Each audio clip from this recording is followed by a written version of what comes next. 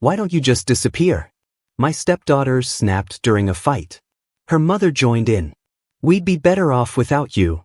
I didn't say a word. I just packed my bags.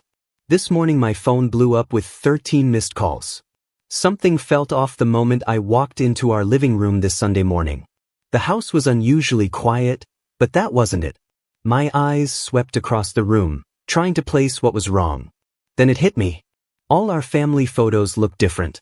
I stepped closer to the large frame above the fireplace, the one from our trip to Yellowstone last summer. The photo was there, but I wasn't.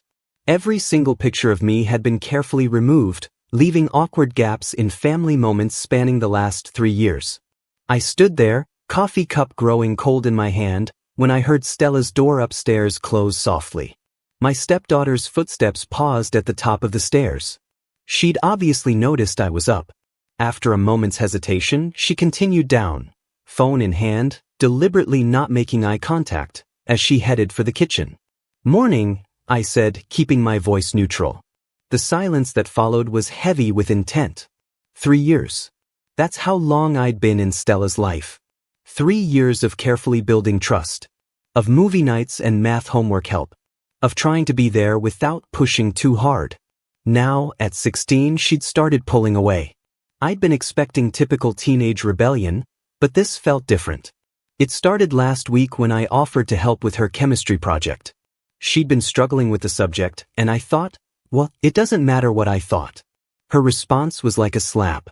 "Stop pretending you care about my grades. You're not my real dad."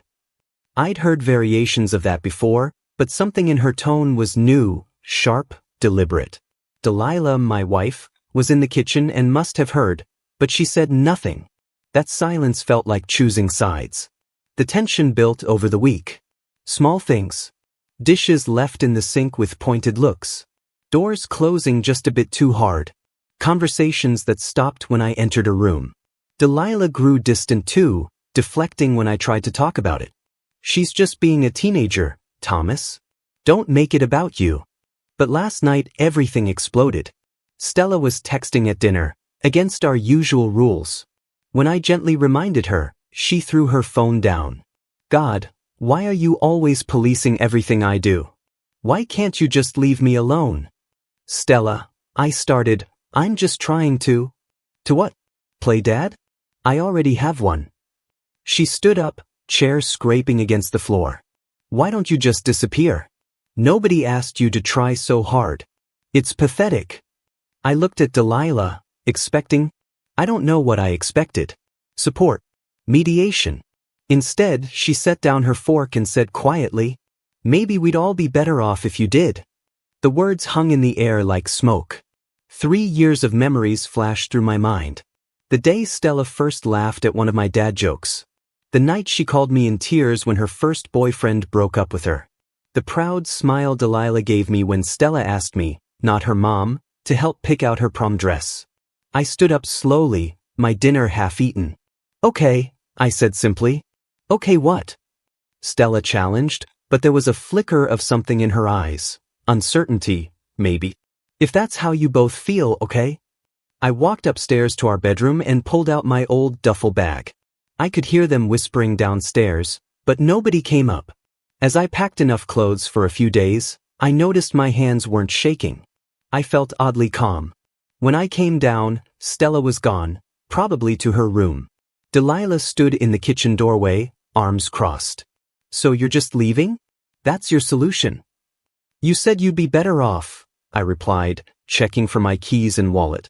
"I'm respecting that." "That's not, I didn't mean." She stopped. Pride, anger, or something else holding back whatever she was going to say. I picked up my bag. "I'll be at Ryan's. I'll figure out something more permanent soon." I paused at the door. You know, when Stella said those things before, it hurt. But hearing you agree, that broke something, Delaware. I drove to Ryan's place in silence. He took one look at me and set up the guest room without questions. That's the kind of friend he is. I turned off my phone and took a sleeping pill from the emergency stash in my travel kit. This morning I woke up to sunlight streaming through unfamiliar curtains. When I finally turned on my phone, it exploded with notifications. 13 missed calls. 8 from Delilah. 3 from Stella. 2 from Quinn, my sister. 27 text messages. For voicemails I haven't listened to yet. I'm sitting here in Ryan's guest room, watching the morning traffic below, thinking about those empty spaces in our family photos. Maybe they were always there, and I just didn't want to see them. My phone buzzes again. It's Stella. After everything that happened, I find myself staring at her name on the screen, wondering what could be so urgent now. But I'm not ready. Not yet. Sometimes the hardest thing isn't walking away. It's knowing whether you should walk back. Update 1. First, thank you all for the supportive comments on the last post. I didn't expect such an overwhelming response. To answer the most common questions. Yes, I've read the messages. No, I haven't replied to any of them yet. And yes, I'm still at Ryan's. This morning started like the others, me pretending to focus on work while actually staring at my phone, wondering if I should break the silence. Then Ryan dropped a bomb over breakfast. Miles is back in town, he said, sliding his phone across the table. There on Facebook was a photo of Stella's biological father, tagged at a local restaurant 2 weeks ago. The same Miles who hasn't paid child support in 3 years. The same Miles who missed Stella's last 4 birthdays. Suddenly the timing of everything made sense. I scrolled through my texts again. Delilah's messages had evolved, from angry, real mature, Thomas, running away instead of talking, to concerned, please just let us know you're okay, to something more complex. Her latest read. There's something you need to know. It's Stella. Please call. Quinn showed up around lunch, armed with coffee and that no-nonsense look she gets when she's about to meddle in my life. You look like hell, she announced, dropping onto Ryan's couch. Thanks. Always good to see you too, sis. She didn't smile. I ran into Stella at the mall yesterday. That got my attention. How is she? Meeting Miles for coffee. She didn't see me. Quinn watched my reaction carefully. She looked hopeful. You know, that look she gets when she's trying not to get too excited about something. I knew exactly what she meant. It's the same look Stella had when she got accepted to that summer program last year, like she was afraid to believe something good was really happening. Did you know he's been messaging her for months? Quinn continued, promising to make things right this time. My stomach twisted. I checked Stella's Instagram, something I rarely do. Her latest post was a photo of her and Miles, captioned, Real Family Time. The comments were filled with heart emojis from her friends, none of whom knew the history. Ryan, who'd been quietly listening, spoke up.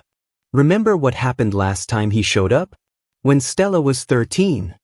I remembered. Miles had swept in with grand promises, lasted 2 weeks, then disappeared again. Stella didn't get out of bed for days after. Delilah and I spent months rebuilding her trust, convincing her she was enough, that she deserved better. As if on cue, my phone lit up with a text from Delilah. He's asking her to move in with him. She's actually considering it. Please, Thomas, I know you're angry with me, but she needs you. I started typing several responses. Deleted them all. What could I say? Sorry you told me to disappear, but now you need me to reappear? The whole situation felt like a cruel joke. Then came another notification, Stella's new Instagram story. A picture of college brochures spread across her bed, captioned, Big change is coming. Sometimes you have to choose your real path. Those were Miles's exact words from 3 years ago, right before he moved across the country for his real path and stopped answering Stella's calls. Quinn must have seen something in my face. What are you thinking? I'm thinking about the day I married Delilah, I said slowly. Remember what Stella said in her speech? How sometimes family finds you when you're not looking for it. And now she's posting about her real family and her real path, while Miles plays Father of the Year. My phone started ringing, unknown number. Thomas? This is Miss Anderson from Riverside High. I'm Stella's guidance counselor. I know this is unusual, but I need to speak with you about some concerning changes in Stella's academic plans and recent behavior. Would you be able to come in tomorrow morning? I agreed. My mind was racing. Stella had been maintaining straight A's since freshman year, determined to get into a good college. What could have changed? After I hung up, Quinn and Ryan were both watching me expectantly. So, Quinn prompted, I think it's time to stop being silent. I picked up my phone and finally opened the voicemail from Stella. Her voice was small, unlike her usual confidence. I know you probably hate me now, and I get it. I need to tell you something about why I said those things. Miles. Just please call me back. There was something in her voice that reminded me of the 13-year-old girl who used to check the mailbox every day, hoping for a letter that never came. I'm meeting with the guidance counselor tomorrow at 9 o'clock. After that, I think it's time for some honest conversations.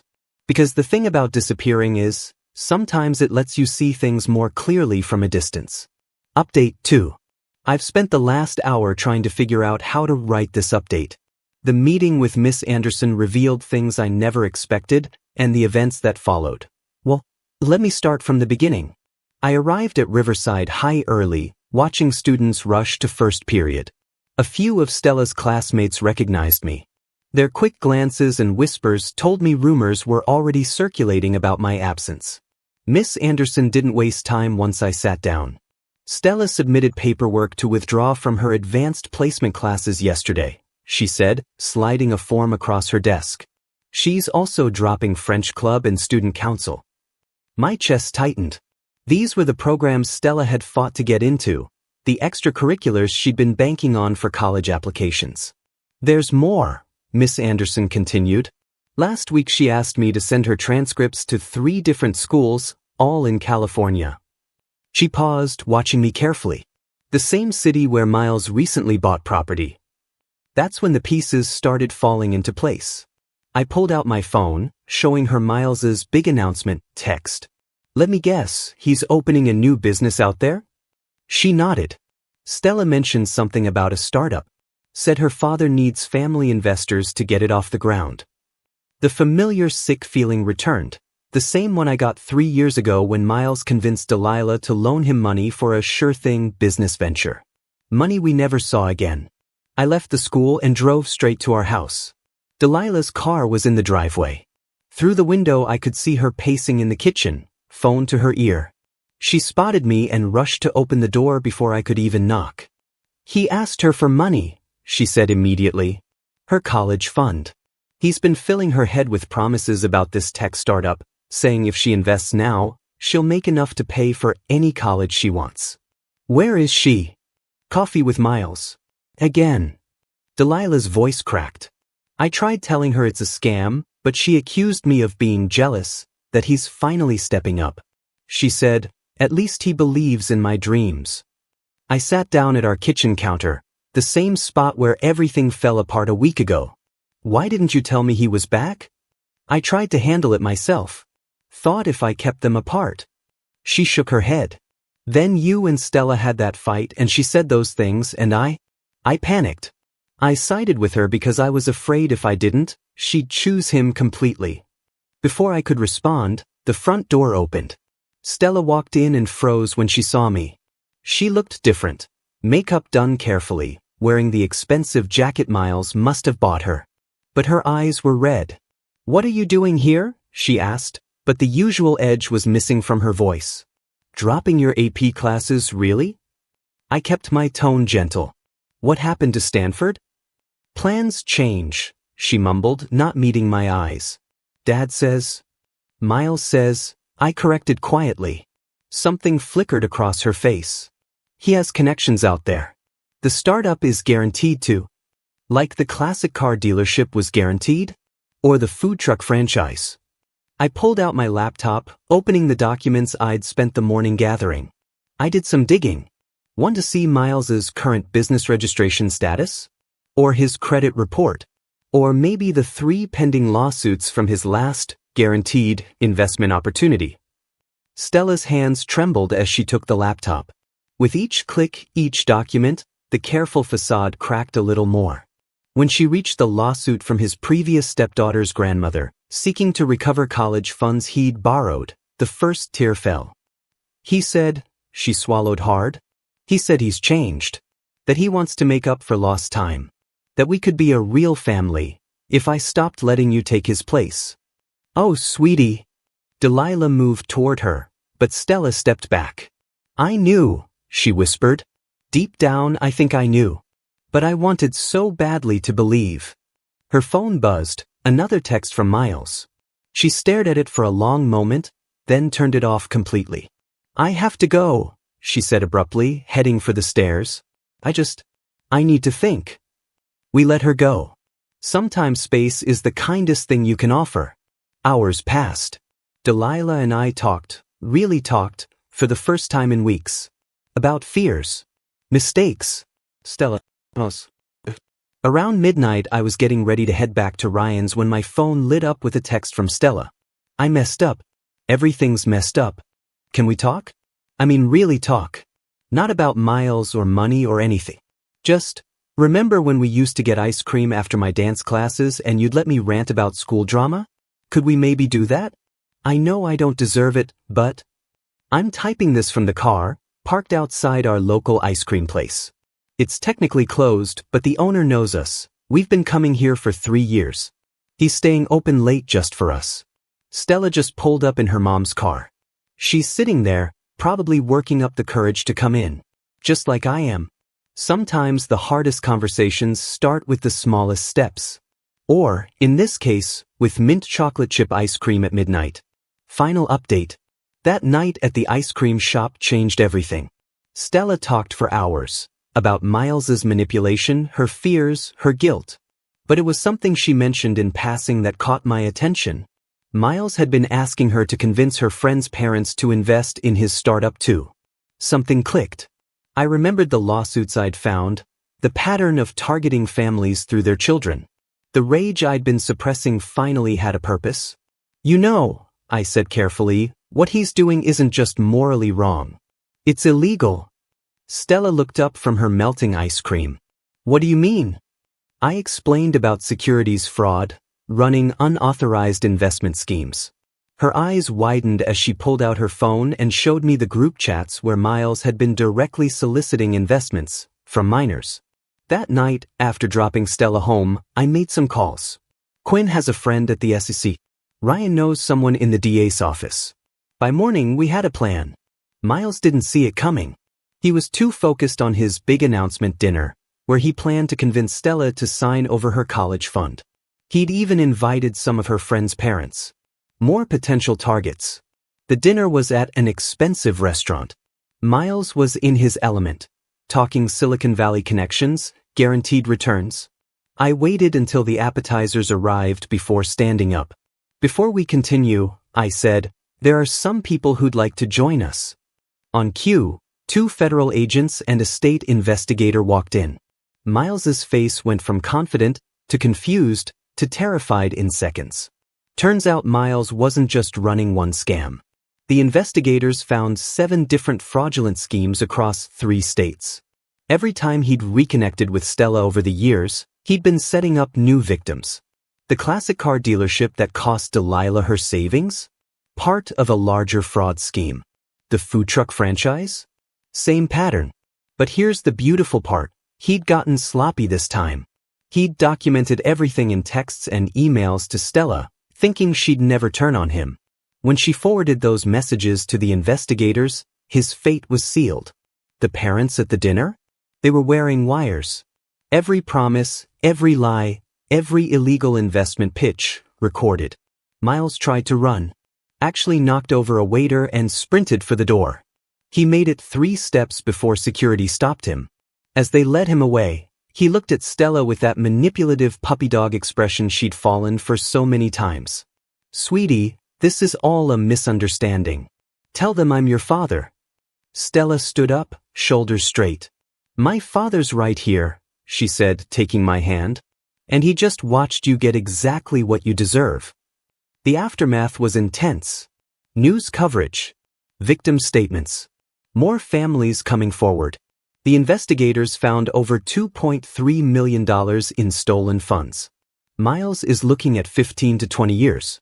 His startup was non-existent, just a website and some stolen photos of a real tech company's office. But the real victory wasn't watching Miles get arrested. It was the small moments that followed. Stella put all her photos with Miles in a box and donated it to the prosecution. Evidence, she called it, with a hint of her old smile. She reapplied for her AP classes. The school was understanding, given the circumstances. Her friend's parents, instead of being angry, formed a support group for families affected by similar scams. Something good born from something awful. Last night Stella asked me to help with her college essays. I have a pretty unique story now, she said. How many people can write about taking down their biological father's fraud empire? Delilah and I are in counseling that there's trust to rebuild, wounds to heal. But watching her stick those photos of me back into the family albums, carefully straightening each one, that said more than words ever could. This morning Stella came down for breakfast early. She had an envelope with her. I found this in my room, she said, sliding it across the table. Miles asked me to mail it last week. It's investment paperwork for his startup. I thought maybe you'd want to add it to the evidence file. I looked at the envelope, then at her. Want to deliver it to the investigators together? She grinned, that real, unguarded smile I'd missed so much. Can we get ice cream after? Some people might say the revenge was too harsh. That family is family, no matter what. But real family doesn't try to steal your future.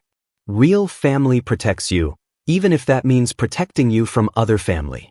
Miles's sentencing is next month. Stella's planning to read a victim impact statement. She's been working on it for weeks, revising every word carefully. Yesterday she asked me to look it over. It needs a good ending, she said.